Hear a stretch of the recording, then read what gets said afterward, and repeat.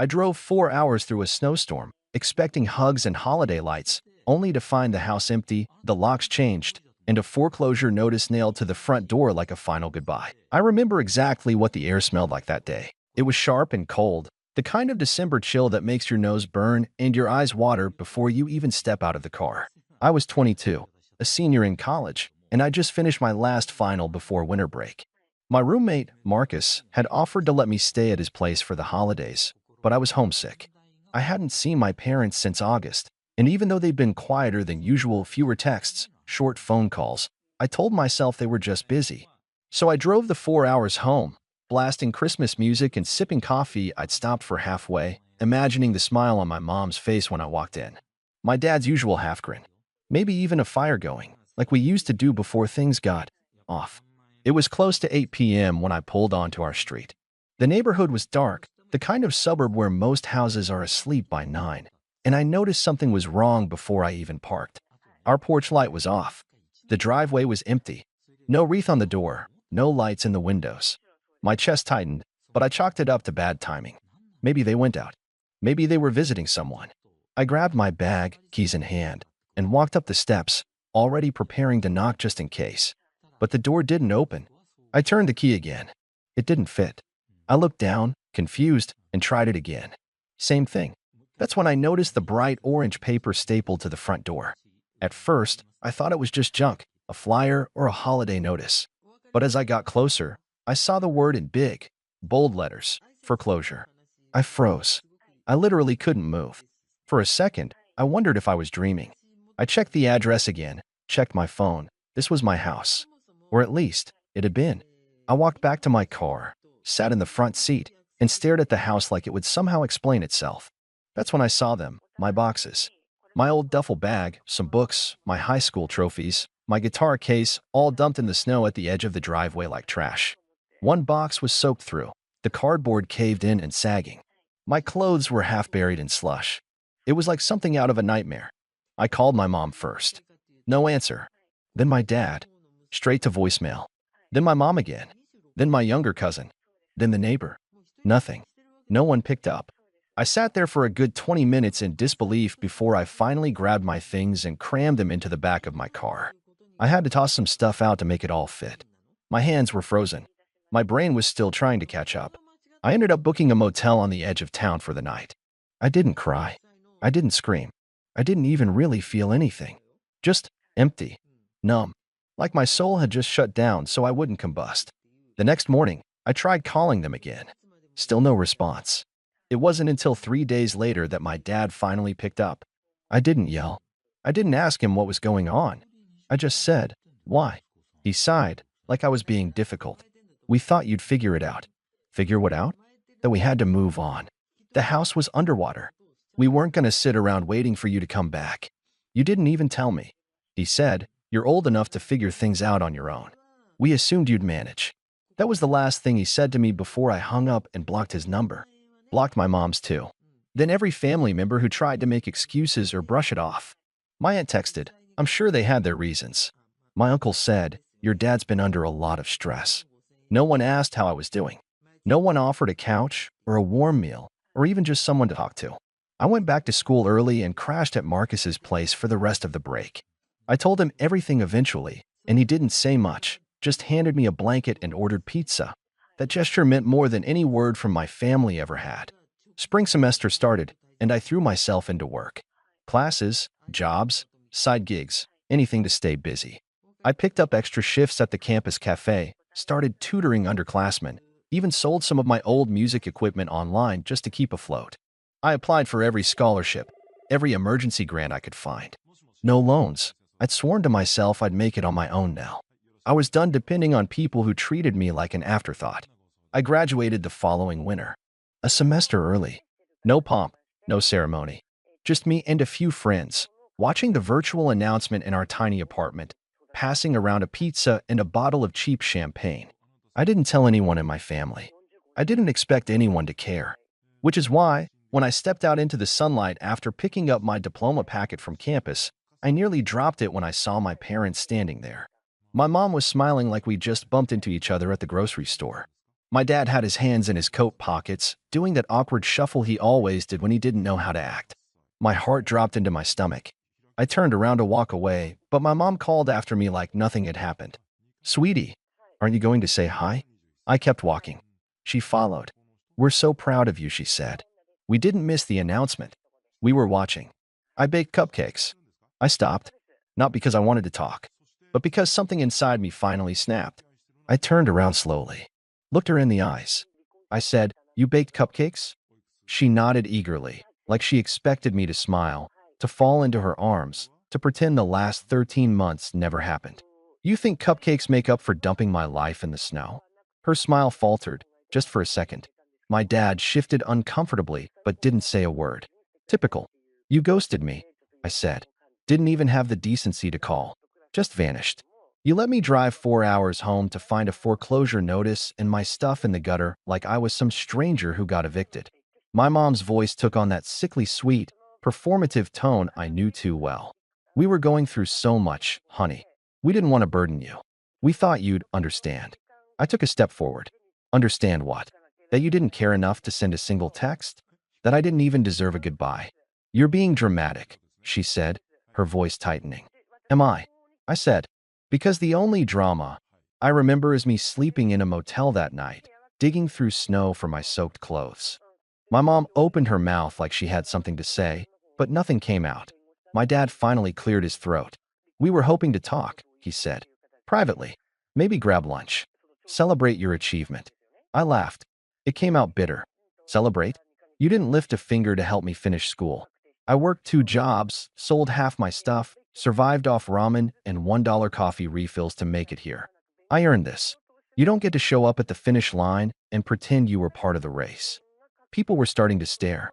I saw a girl in a cap and gown elbow her boyfriend, whispering and pointing toward us. My mom seemed to notice too, because her voice dropped to a hiss. Can we not do this here? You came here, I said. You decided this was the place. So don't get shy now. Her face twisted like she was chewing something sour. I just want our family back together. No, I said.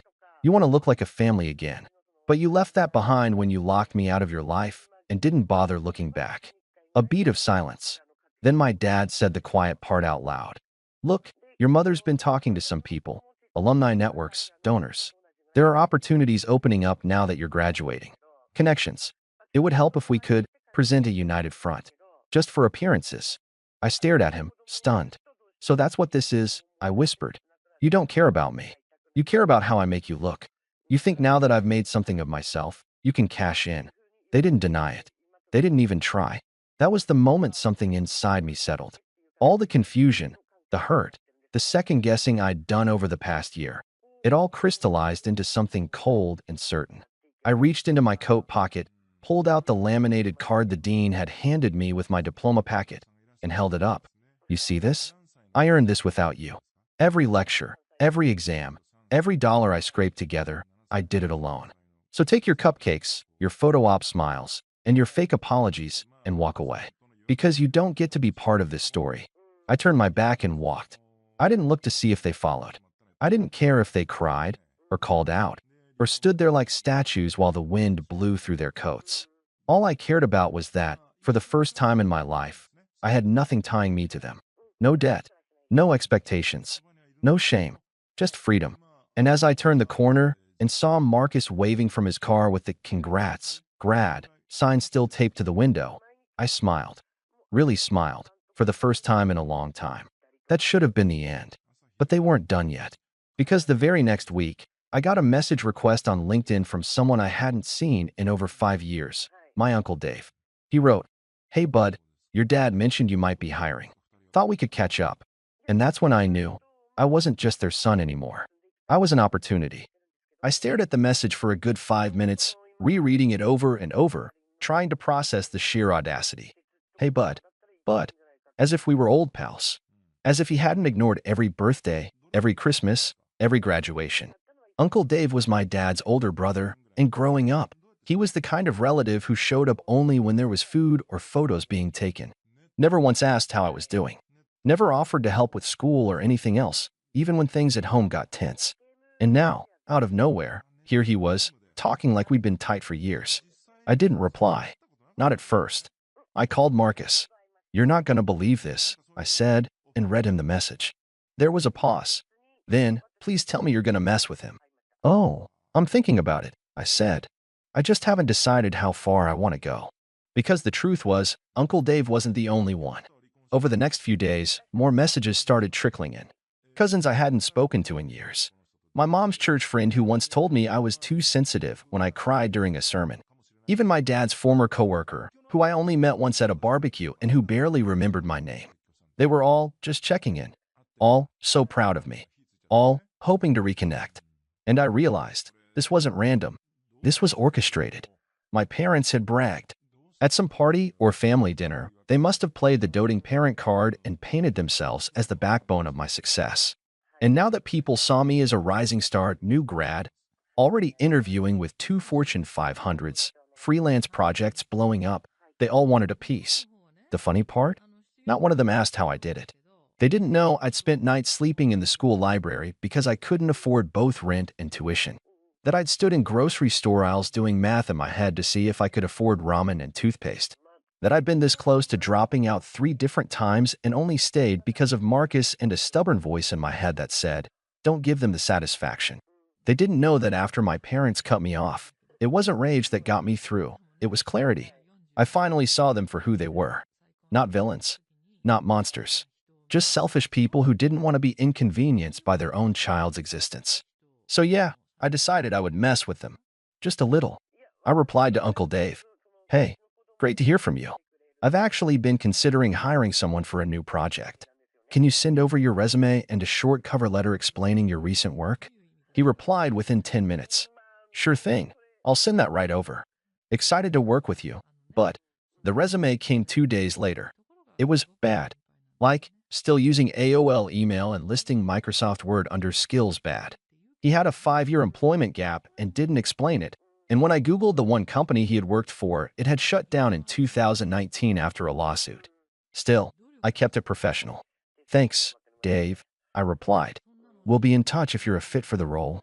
Then I posted a vague update on LinkedIn. Grateful for everyone who supported me on this journey. Just a reminder, success isn't built overnight, and it's never owed to those who disappeared during the struggle. The next day, my mom texted me from a new number. The message was long, rambling. She talked about how family is complicated, how they made mistakes, how they did what they thought was best at the time. But the kicker was the last line. "We're just glad to see you thriving. That means we raised you right." I almost threw my phone. "No," I thought. "You didn't raise me at all. You abandoned me." And I made myself. But I didn't respond. I was done giving them explanations. I started preparing to move, job offer pending, out of state. I didn't post about it. Didn't share where. I just started packing, selling what I didn't need, and focusing on my next chapter. But just when I thought things had finally calmed down, an invitation showed up in the mail. Cream-colored envelope. My parents' return address. Inside, a card. "Join us for a family celebration honoring our son's graduation." With my full name in bold letters. They were throwing a party. In my honor. Without asking me. And I wasn't invited. I stared at the invitation stunned. A party? In my honor? After everything? My hands actually shook as I held the card, trying to understand what kind of mental gymnastics it took to decide this was okay. They weren't just twisting the truth, they were rewriting it. Acting like they'd been there for me, like they deserved to celebrate what I had achieved entirely on my own. And to make it worse, they didn't even have the decency to invite me. My name was on the card like I was the guest of honor, but it was clear I wasn't supposed to attend. I was supposed to be a story they told, a symbol of their successful parenting. I wasn't a son anymore. I was a trophy. I could have ignored it, tossed the invitation in the trash, and moved on. But something about the smugness of it, the arrogance, made me mad. This wasn't just about me anymore. This was about the truth, and how they buried it under cupcakes and fake smiles and a house full of lies. So I made a decision. I RSVP'd. I bought a new suit, nothing flashy, just sharp and confident. I printed out a few things and slipped them into a folder. And on the day of the party, I showed up. It was held in a rented event space in the city. Not fancy, but enough to make a statement. When I walked in, heads turned. My mom froze mid-laugh, holding a glass of sparkling cider. My dad's jaw actually dropped. People started clapping, distant relatives, Old neighbors, coworkers I'd never met, all of them smiling like they knew me. Like they deserved to know me. I walked right up to the front of the room, where a banner read, "Congratulations, Ethan," in big gold letters. My mom took a shaky step forward, voice high and sweet. "Ethan, honey, we weren't sure you'd be able to make it, but save it," I said, loud enough for the whole room to hear. The chatter stopped immediately. You could have heard a pin drop. I pulled out the folder and handed copies to the nearest guests, printed emails, financial aid records, dated photos of my belongings dumped outside our old house. I watched their faces shift from confusion to discomfort to outright disbelief. Then I spoke. "I didn't graduate because of this family. I graduated in spite of them." Murmurs spread through the crowd. These people, my parents, changed the locks on me. They let the house get foreclosed and dumped my stuff in the snow without so much as a phone call. They ghosted me for over a year. Didn't help. Didn't check in. Didn't care if I was sleeping on a bench or eating once a day. And now they're throwing a party like they were part of the journey. My voice was calm, measured, but I made sure every word hit like a hammer. This celebration isn't for me. It's for them. So they can tell themselves a story where they were good parents, where they stood by me. But that's not the truth. And I won't let them keep lying to you or to themselves. My mom's face turned pale. My dad looked like he was about to say something, but no words came out. I turned to the guests. "If you're here because you genuinely supported me, thank you. But if you're here because they told you they raised me into something successful, I'm sorry. They didn't. I did." I walked out to stunned silence. No applause. No protests. Just the sound of one life collapsing under the weight of the truth. A week later, a few of the guests reached out. Some apologized. Some said they had no idea. A few even offered professional contacts or help. But I wasn't looking for sympathy. I just wanted them to know. I wanted the story to finally be mine. And as for my parents, they tried calling, messaging, even sending a handwritten letter saying they were hurt and disappointed that I would air private family matters in public. I didn't respond. Because the truth is, I'm not angry anymore. I'm not bitter. I'm done. I moved to a new city a month later. Started a job I love. Got an apartment with a view of the skyline and a bookshelf full of secondhand novels and notebooks where I scribbled down ideas for the memoir I'll write someday. And every now and then, when I sip coffee on my tiny balcony, I remember that night in the snow. The silence. The cold. And I smile. Because I made it. Not because of them. But because I decided I would. My name's Elias. I'm 34, and I learned the hard way that some families only value you as long as you stay useful and silent. I've always been the dependable one. Not the golden child, not the star athlete, not the one with the picture-perfect spouse and 2 kids in matching sweaters. No, that would be my older sister, Janine. She got the spotlight. I got the bills. After my dad retired early, voluntarily, mind you, because his time was worth more than money, things got tight. My mom's part-time art classes barely brought in enough to cover groceries and their mortgage, which they refinanced to help pay for Janine's second wedding. Yes, second was drowning them. So I stepped in, quietly. At first, it was just covering the occasional shortfall, then the full mortgage, then their utilities, then their car insurance. It added up to over $2,000 a month. But I never complained. I did it because I thought that's what family does. You help. You support. You sacrifice. But I was stupid. The dinner invite came a few weeks before. An embossed card in the mail. Formal attire. Celebration of family. Janine's husband apparently got some kind of award at work, and my parents wanted to honor it. At first, I thought it was sweet. A little over the top, but they've always loved putting on airs when it comes to Janine's life. I bought a new blazer, booked time off work, and even arranged to fly in a day early just to help set up. When I arrived, I noticed everything looked expensive. I didn't ask who was paying. I already knew. I figured Dad had probably asked Mom to nudge me into helping again. I checked my banking app. Sure enough, a few transactions I didn't authorize had been made to their account using our shared emergency fund. Classic. Dinner night came. I arrived 5 minutes early, as always. Janine and her husband Brad were already there, glowing under the attention. My parents greeted me with polite smiles. Mom's eyes scanned me top to bottom, then landed on my empty hand. "No date?" she asked, frowning. "Nope," I replied, forcing a smile. "Still just me." She didn't respond, just turned and walked away toward the dining room. That's when I saw it. 2 long tables. One massive and elegant, decorated like something out of a wedding catalog. Candles, gold-rimmed plates, centerpieces with fake autumn leaves. At the head, my dad, Janine, and Brad. Seats for all the grown-ups. Then, to the side, a folding card table. Plastic chairs. Paper napkins. No centerpiece. A mismatched soup bowl at each place. At the corner of the sad little setup was a piece of paper with my name on it. I stood there for a second, thinking it had to be a mistake. Then I heard Janine's voice behind me. "We didn't think you'd actually come," she said with a snicker. "But since you did, we figured this was more your vibe.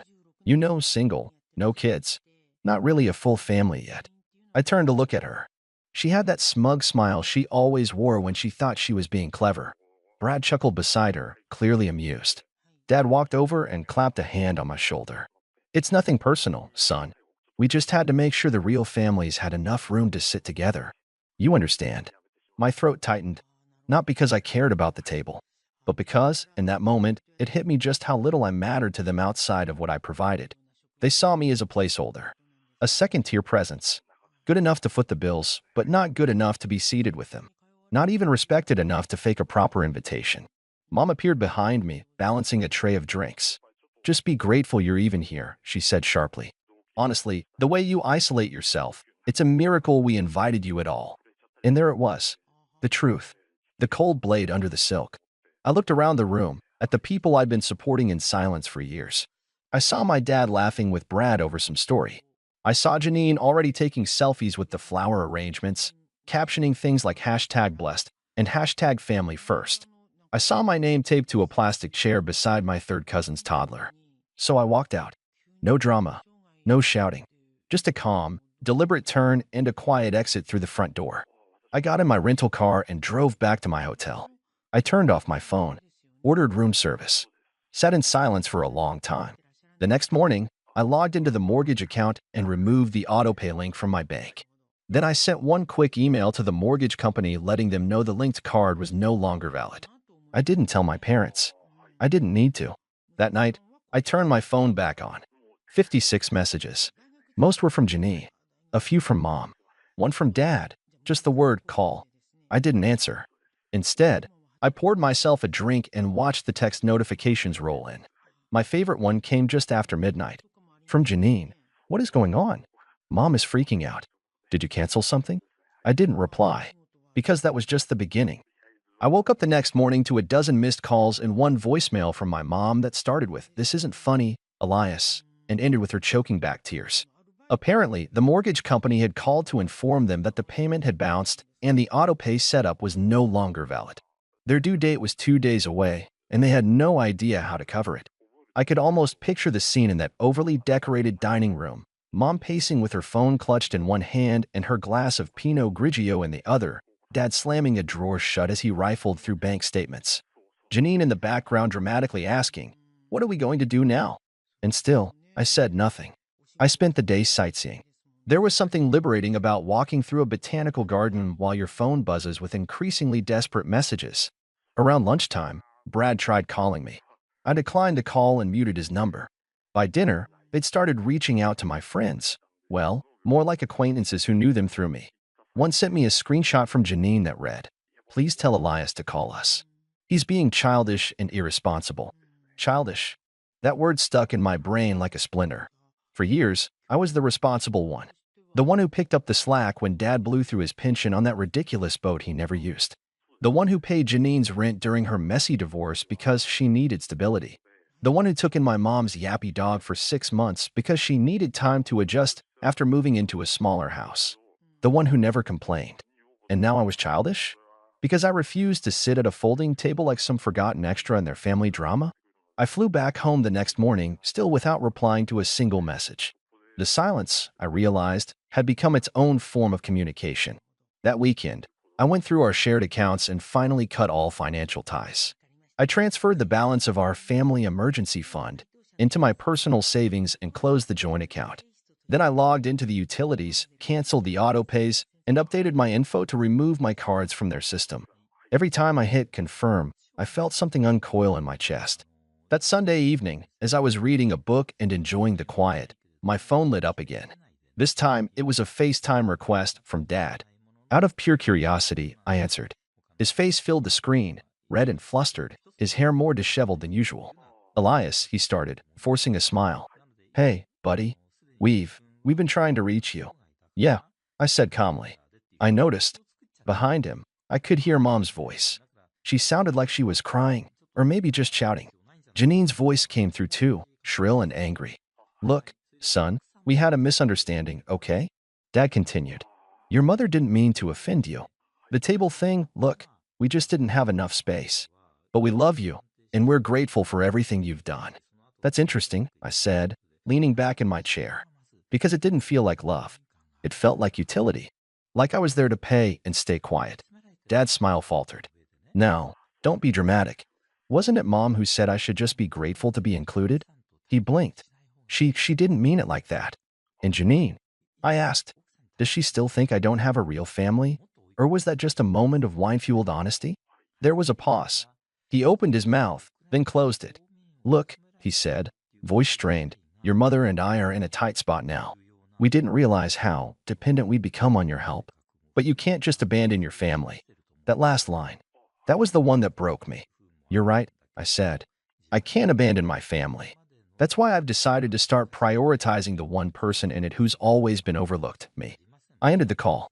That night, they started calling from different numbers. Some from unknowns, some from Janine's in-laws, even one from Brad's office phone. I ignored them all. On Monday, a message came in from my mom. It was a long paragraph about how the house is at risk and you're putting our future in danger. Then, we never thought our own son would be so cold. No apology. No ownership. Just guilt. I didn't respond. A week passed. Then two. One morning I got a letter in the mail. A real one, handwritten. It was from my mom. She wrote that they were on the verge of losing the house and asked if I could please just help one last time. She claimed she'd been emotional that night and that the whole seating situation had been Janine's idea, not hers. She also included a quote from some scripture about forgiveness and duty to one's parents. Underlined, of course. I put the letter back in the envelope and slid it into my desk drawer. 2 days after I heard about the foreclosure notice, my sister Janine finally showed up at my apartment. I hadn't given her my new address. I'd moved across town 6 months earlier after my lease ended, and I never shared the update with most of the family. But I guess desperation makes people resourceful. She was standing outside the building lobby when I came home from work, arms crossed, coat hanging open over one of those ridiculous power dresses she always wore when she wanted to feel superior. I stopped a few feet from the door and looked at her through the glass. She looked furious. I was tempted to turn around and walk the block again just to let her simmer longer, but I figured I might as well get it over with. Elias, she snapped as I opened the door. We need to talk. Do we? I replied. Because the last time we talked, I believe you said I should be grateful I was even invited. She flinched, then forced a tight-lipped smile. Can we go upstairs? No, she blinked. What? I leaned on the doorway. You're not coming into my home just to gaslight me in a more comfortable setting. That set her off. This is serious. Mom and Dad are losing their house. They're terrified, Elias. They don't know what to do. And whose fault is that? I said evenly. They had years to plan. Decades, even. You think I'm their emergency plan just because I don't have a family of my own to worry about? You don't, she said immediately, and then tried to backtrack when she saw the look on my face. I mean, not yet. And maybe that's part of the problem. You have no idea what it's like having kids, a husband, a household to manage. You're alone, I said. Expendable? A fallback ATM and slacks. Janine crossed her arms again. Don't be dramatic. Right, I muttered. Because I'm the dramatic one here. There was a beat of silence. The air between us felt thick. Then she said something I wasn't expecting. They're not eating, Elias. They've been skipping meals to stretch what they have left. Dad pawned his watch. The house is weeks away from being auctioned. I looked her dead in the eye. Do you remember the watch you're talking about? What? The one Dad pawned. That was a retirement gift. Paid for with a check I wrote. You remember that? She didn't answer. I paid the mortgage. I paid their electric bill. I covered your rent during your divorce. And all I asked for in return was a little basic respect. Not a standing ovation. Just a seat at the table. Her jaw tightened. You're going to let them lose everything over a chair? No, I said quietly. I'm going to let them lose everything because that chair was a symbol. Of everything. Of how I don't count unless I'm helping. Of how I'm never quite family unless I'm making a payment. I'm not punishing them for one night. I'm just done pretending I matter to people who only call when something's broken. She looked away for a moment, then back at me. So you're really not going to help?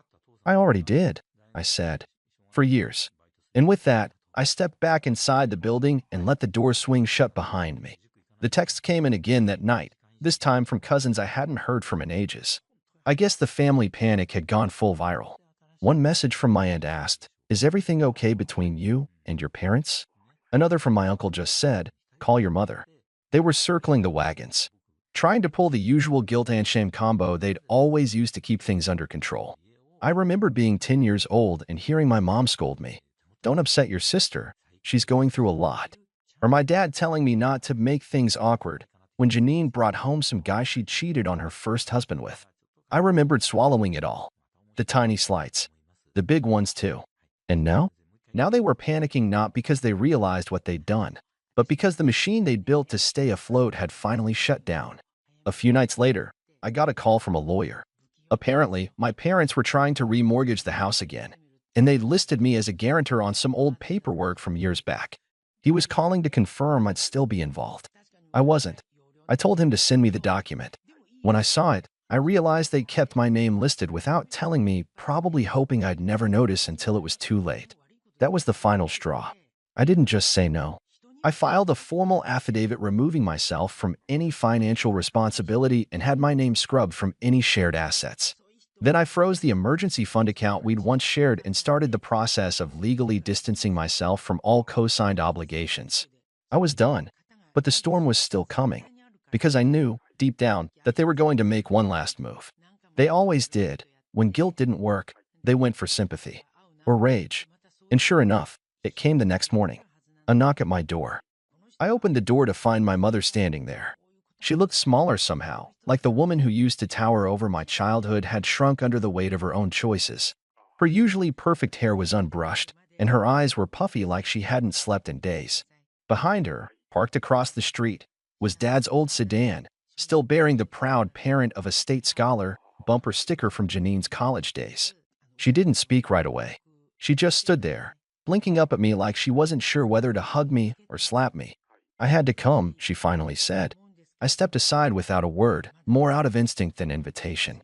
She walked in slowly, taking in the space like she hadn't expected me to be living somewhere so normal, clean, comfortable, like it disappointed her that I wasn't miserable without their approval.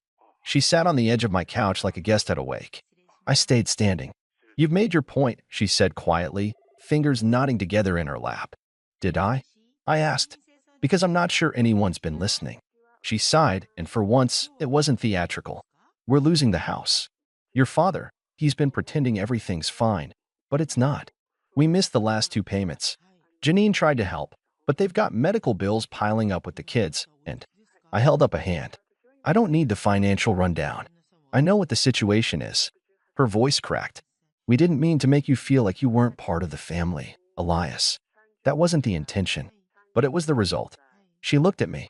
"You're right," she admitted. "We took you for granted. We got used to the idea that you'd always be there, always helping. And you never said no. I shouldn't have had to." She nodded slowly, eyes glistening. "You were our rock. And we built everything on you like you were indestructible." I sat down across from her. "For years," I said, "I thought if I just kept being dependable, I'd earn a place in the family. Not just as a wallet, not as the extra seat, but as a son, as a person. You've always been our son," she whispered. I laughed bitterly. "I was your backup plan. You loved me as long as I was useful."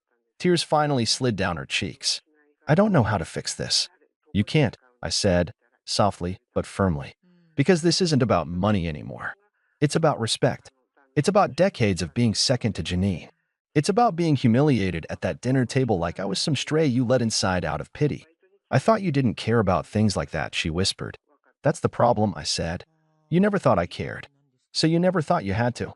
She reached into her purse and pulled out an envelope. "It's the deed," she said. "To the house. We're transferring it to the bank. I thought you should know. You grew up there." I didn't reach for it. "It's just wood and drywall," I said. "What mattered was inside. And that's been gone for a long time." She nodded. "We can't ask you for more. I won't insult you by pretending we deserve it. I just..." She swallowed. "I just wanted you to hear it. From me. Not from Janine. Not through the grapevine. From your mother. We sat in silence for a while. She didn't ask to stay. Didn't beg.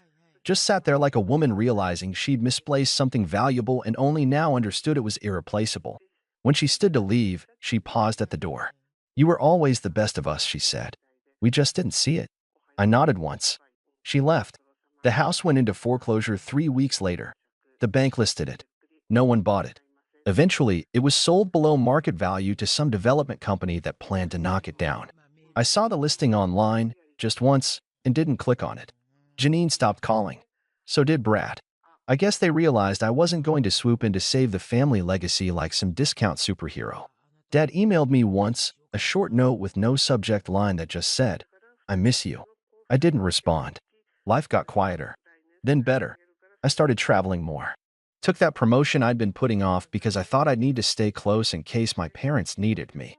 I met someone, Kara. Smart, kind, and utterly unimpressed by my family drama. She came from a household where people actually talked about things, where apologies weren't weapons of guilt but expressions of understanding. Being with her felt like breathing fresh air after years in a sealed room. 6 months later, I hosted my own dinner. Just a small thing. 8 people. Friends. Colleagues. Kara. We cooked together, laughed about nothing, drank, and when it came time to sit down, there was one long table. No side table. No paper napkins. Everyone had a seat, and everyone mattered. As we clinked glasses, I looked around the room and realized something. This was my family now. Not by blood, but by choice. And I finally understood the lesson life had been trying to teach me through all that pain. Being born into a family doesn't mean you owe them your soul. Love is a two-way street. Respect, too. And no amount of shared DNA justifies being treated like you're disposable.